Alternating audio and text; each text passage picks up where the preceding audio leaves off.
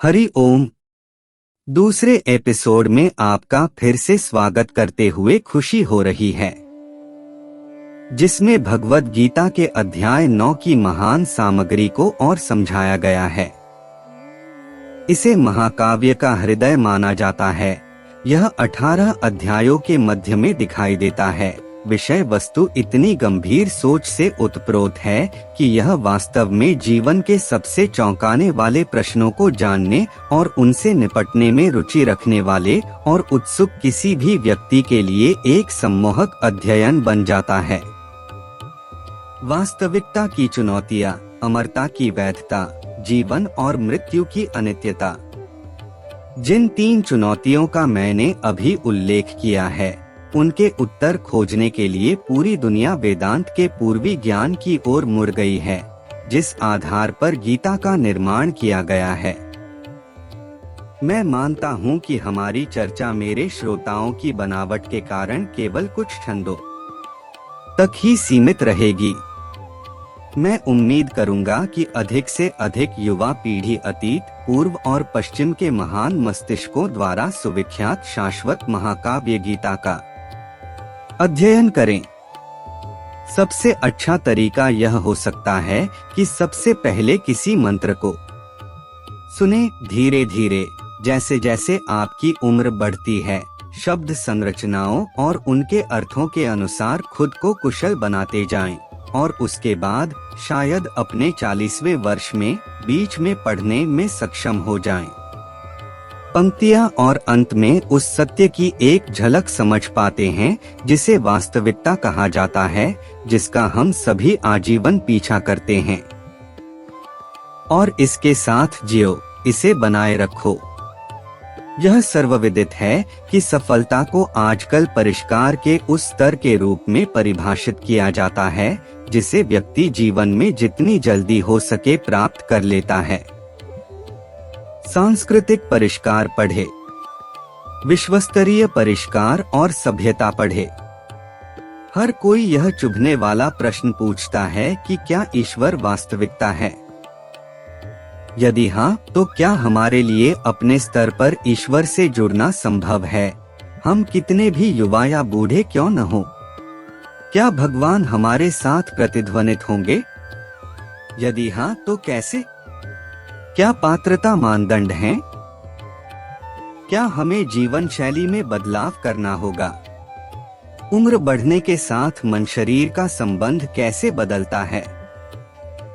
वास्तव में यह जानकर आश्चर्यचकित न हो कि गीता इन प्रश्नों को व्यावहारिक समाधानों के साथ संबोधित करती है। जैसा कि मैंने कहा, सबसे पहले मंत्र के साथ छोटे कदम उठाए, जीवन में चरण दर चरण ऊपर की ओर बढ़ते जाएं। जितना हो सके महाकाव्य का एक मल्टीमीडिया संस्करण अपने साथ रखें और इसका संदर्भ लें। जैसा कि हम जल्द ही यहाँ महसूस करेंगे, जितना अधिक हम साधक और छात्र के रूप में गीता से जुड़ते हैं, उतना ही अधिक इसमें निहित विचार सामने आते हैं और आपके साथ गूंजने लगते हैं। तैयार? आइए इस श्लोक को देखें। मैं जानता हूँ कि आप सभी के सामने व्यस्त दिन और शामें हैं। आपको अपनी परियोजनाओं पर ध्यान देना है, इसलिए आपके तुरंत सुनने के मिनटों को बचाने के लिए मैं कुछ श्लोक आगे बढ़ाता हूँ और आपसे अनुरोध करता हूँ कि आप कुछ समय निकालकर गीता को ऑनलाइन या ऑफलाइन प्राप्त कर सकें और अध्याय और छंदों में गहराई से उतरें। ठीक है, गीता सीखें, गीता परिवार ऑनलाइन गीता सीखने को बढ़ावा देने की एक महत्वाकांक्षी परियोजना गति पकड़ रही है। भर्ती हो, यह निःशुल्क है। आइए सीधे श्लोक 29 की ओर बढ़ते हैं, जिसने इस प्रकरण के शीर्षक को प्रेरित किया। इससे पहले कि हम इस कविता में उतरें, आइए हम भौतिकी, फिजिक्स के बारे में सोचें। कैनेटिक्स फिर भी करीब। हमने अभी संकेत दिया है कि वह शाश्वत और सर्वशक्तिमान है, जिससे सभी प्राणी उत्पन्न होते हैं, फिर भी वह उत्कृष्ट और उनके नियंत्रण से परे रहता है। जो भक्त सच्चा ज्ञान प्राप्त करते हैं वे उन्हें अंतिम स्रोत के रूप में पहचानते हैं और उनके दिव्य स्वरूप की शरण लेते हैं। बदले में भगवान वैराग्य और सर्वोच्च अधिकार की भावना के साथ संपूर्ण ब्रह्मांडीय अभिव्यक्ति का पालन पोषण, निर्माण और देखरेख करते हैं। विशेष रूप से भगवान भक्त बंधन की आइसोटोनिक, आइसोमेट्रिक देने और लेने की प्रकृति पर ध्यान केंद्रित करना। शब्द आइसोटोनिक समान तनाव या ऊर्जा विनिमय के संबंध को संदर्भित करता है, जहां दोनों पक्ष संतुलित तरीके से योगदान करते हैं और प्राप्त करते हैं। दूसरी ओर आइसोमेट्रिक एक ऐसे रिश्ते को संदर्भित करता है जहां एक पक्ष निरंतर बल या ऊर्जा बनाए रखता है जबकि दूसरा प्रतिक्रिया करता है और तदनुसार समायोजित करता है। प्रभु भक्त बंधन के संदर्भ में हम आइसोटोनिक और आइसोमेट्रिक गतिशीलता दोनों के तत्वों को देख सकते हैं। आइसोटोनिक प्रकृति भगवान शाश्वत और सर्वशक्तिमान होने के नाते सभी प्राणियों को समाहित करते हैं और उनके अस्तित्व का अंतिम स्रोत हैं। हालांकि वह अपने भक्तों को रिश्ते में सक्रिय रूप से भाग लेने के लिए आमंत्रित और प्रोत्साहित करते हैं। भक्त अपनी सच्ची भक्ति, प्रेम और निस्वार्थ सेवा भक्ति के माध्यम से अपने दिल, कर्म और विचार भगवान को अर्पित करते हैं। यह प्रेमपूर्ण आदान प्रदान ऊर्जा का एक समान प्रवाह बनाता है, जहां भक्त अपनी भक्ति का योगदान देते हैं और भगवान अपनी दिव्य कृपा, आशीर्वाद और मार्गदर्शन के साथ प्रत्युत्तर देते हैं। यह एक पारस्परिक आदान प्रदान है, जहां दोनों पक्ष संतुलित तरीके से योगदान करते हैं और प्राप्त करते हैं। वाक्यांश याद रखें, टैंगो में दो लगते हैं। आइसोमेट्रिक सममितीय प्रकृति जबकि भक्त अपना प्रेम और भक्ति अर्पित करते हैं, भगवान उत्कृष्ट और उनके नियंत्रण से परे रहते हैं। वह संपूर्ण ब्रह्मांडी अभिव्यक्ति के सर्वोच्च अधिकारी और पालन करता है। पर्यवेक्षक के रूप में अपनी भूमिका में भगवान दिव्य इच्छा और दिव्य योजना की निरंतर शक्ति बनाए रखते हैं।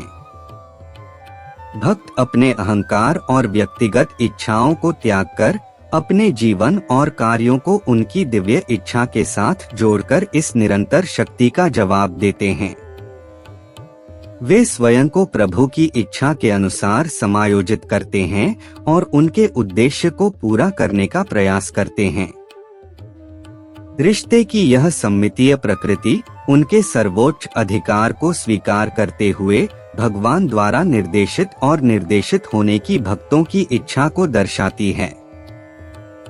यह ध्यान रखना महत्वपूर्ण है कि यह रिश्ता लेनदेन के लेनदेन पर आधारित नहीं है, बल्कि गहरे आध्यात्मिक जुड़ाव और समर्पण पर आधारित है।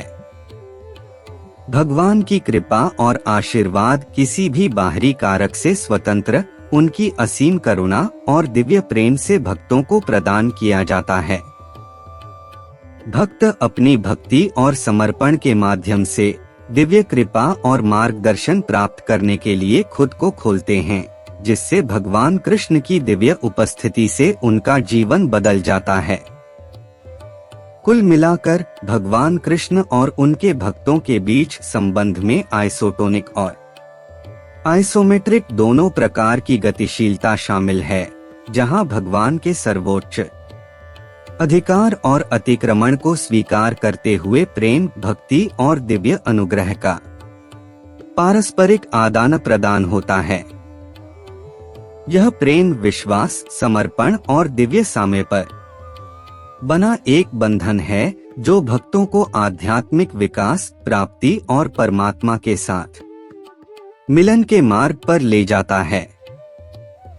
श्लोक 29 से पहले में कृष्ण कहते हैं, मैं किसी से ईर्ष्या नहीं करता, नहीं मैं किसी का पक्षपात करता हूँ, मैं सबके लिए बराबर हूँ। परंतु जो कोई भक्ति भाव से मेरी सेवा करता है वह मेरा मित्र है, वह मुझ में है और मैं भी उसका मित्र हूँ। इस श्लोक में भगवान कृष्ण अपने निष्पक्ष और सर्वव्यापी स्वभाव को प्रकट करते हैं। उन्होंने घोषणा की कि उनके मन में किसी के प्रति कोई ईर्ष्या या पक्षपात नहीं है। वह सभी प्राणियों के लिए समान है, भले ही उनके बाहरी मतभेदों के बावजूद। हालांकि भगवान इस बात पर जोर देते हैं कि जो लोग अटूट भक्ति के साथ उनकी निस्वार्थ सेवा करते हैं वे उनके प्रिय मित्र बन जाते हैं। जब कोई भक्त निस्वार्थ भाव से भगवान की सेवा करता है, अपने कार्यों, विचारों और प्रेम को अर्पित करता है, तो वह उसके साथ गहरा जुड़ाव स्थापित करता है। भगवान ऐसे भक्तों के मित्र बनकर उन्हें मार्गदर्शन, सुरक्षा और आशीर्वाद प्रदान करते हैं। यह कविता उन लोगों के प्रति भगवान के बिना शर्त प्यार और दोस्ती पर प्रकाश डालती है जो पूरे दिल से खुद को उनके प्रति समर्पित करते हैं। श्लोक 29, जो निरंतर समर्पित रहते हैं और जो प्रेम की सेवा में लगे रहते हैं, मैं उन्हें वह समझ देता हूँ जिसके द्वारा वे मेरे पास आ सकते हैं। भगवान कृष्ण निरंतर भक्ति और प्रेम से की गई निस्वार्थ सेवा के महत्व पर जोर देते हैं। वह वादा करते हैं कि उन भक्तों को जो दृढ़ता पूर्वक खुद को उनके प्रति समर्पित करते हैं, वह समझ और ज्ञान प्रदान करते हैं जो उन्हें उनके साथ एकता प्राप्त करने में सक्षम बनाता है। भगवान ऐसे भक्तों को दिव्य प्राप्ति के मार्ग पर आगे बढ़ने के लिए आवश्यक आध्यात्मिक अंतर्दृष्टि, एहसास और ज्ञान का आशीर्वाद देते हैं। इस दिव्य समझ को प्रदान करके भगवान भक्तों की उनके साथ एकता प्राप्त करने की यात्रा को सुविधाजनक बनाते हैं। यह श्लोक भगवान के अपने भक्तों के साथ संबंध के बारे में एक गहरा संदेश देता है।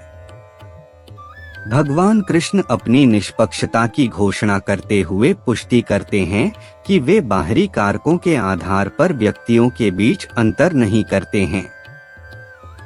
हालांकि वह उन लोगों के साथ मित्रता का एक विशेष बंधन स्थापित करता है जो उसके प्रति निस्वार्थ सेवा और अटूट भक्ति प्रदान करते हैं।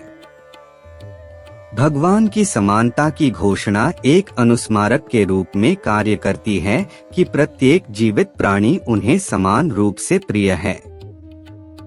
वह जाति, पंथ, लिंग और किसी भी अन्य विभेदक कारकों की सीमाओं को पार करता है। प्रभु का प्रेम असीम और सर्वव्यापी है, जो हर सच्चे साधक को गले लगाता है जो प्रेम और भक्ति के साथ उनके पास आता है। यह श्लोक भक्ति और निस्वार्थ सेवा की परिवर्तनकारी शक्ति पर भी प्रकाश डालता है। प्रेमपूर्ण और समर्पित हृदय से इन कार्यों में संलग्न होकर भक्त भगवान की दिव्य कृपा और मार्गदर्शन प्राप्त करने के लिए खुद को खोलते हैं।